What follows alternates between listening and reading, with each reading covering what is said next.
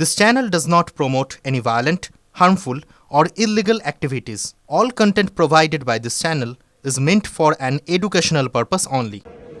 তৃণমূল সরকার, মমতা ব্যানার্জির সরকার, আপনারা তোষণের রাজনীতি করেন, সারা পৃথিবী জানে। আজকে মুর্শিদাবাদে বেলডাঙ্গাতে রাস্তা অবরোধ করে আজকে অ্যান্টি সোশ্যালসরা তারা যে ল অ্যান্ড অর্ডার ব্রেকডাউন করলো, আপনার ভাই।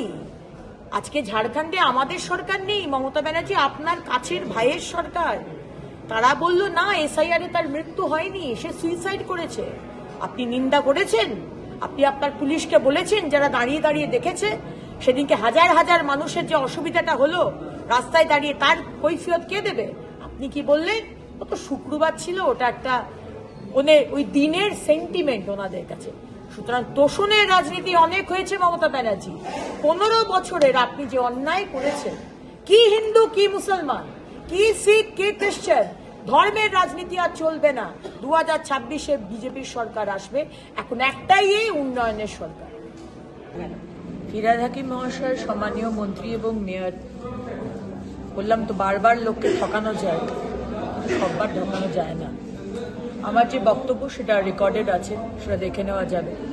আমি বলেছি যে সংখ্যালঘু উন্নয়ন মাদ্রাসা খাতে অনেক টাকা দেওয়া হয়েছে, কিন্তু দেওয়ার পরেও আজকে মাদ্রাসা থেকে যারা বেরোচ্ছে স্টুডেন্টস, তারা ডাক্তার, ইঞ্জিনিয়ার, আইএএস, আইএফএস হচ্ছে না। আপনারা মানে আপনাদের সরকার সংখ্যালঘুদের ব্যবহার করে ভোট ব্যাংকের জন্য আপনারা তাদেরকে ক্রিমিনাল বানাচ্ছেন। এটা তো সত্যি কথা। ফিরহাদ হাকিম মহাশয়, আপনারা তো জ্বালা ধরল কেন? যারা আমাদের সংখ্যালঘু বিধায়করা ছিলেন এবং তার সাথে সাথে তৃণমূল বিধায়ক, আপনারা কি চাইছেন প্রতিবারই আপনারা বিষয়টাকে গুলিয়ে দেবেন, বলবেন বিজেপি মুসলমানদের এগেনস্টে? একেবারেই নয়, একেবারেই এগেনস্টে নয়। আপনি বলছেন আপনারা ঘৃণা করেন, ঘৃণার প্রশ্ন আসছে কোথা থেকে? আজকে সংখ্যালঘুরা ভারতবর্ষের স্বাধীনতার সংগ্রামে তাদের কি অবদান আমরা সবাই জানি। আজকে নেতাজি সুভাষচন্দ্র বোসের রাইট হ্যান্ড ছিলেন একজন সংখ্যালঘু সম্প্রদায়ের মানুষ। আপনারা প্রত্যেকবার গুলিয়ে দেবেন, সত্যি কথাটাকে ঢেকে দেবেন।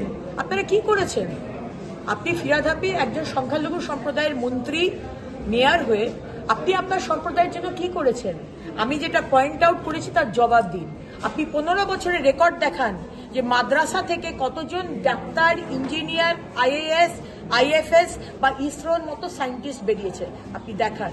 আর কতজন আজকে সংখ্যালঘু সম্প্রদায়ের মানুষ ধরা পড়েছে ইললিগাল কাজ বা সমাজ বিরোধী কাজে, কারণ আপনারা তাদের হাতে আপনাদের ইলেকশন রাজনীতির বেনিফিটের জন্য আপনারা ভোট ব্যাংকের জন্য শুধু সংখ্যালঘুদের ব্যবহার করেন। আমরা কিন্তু সেটা করি না।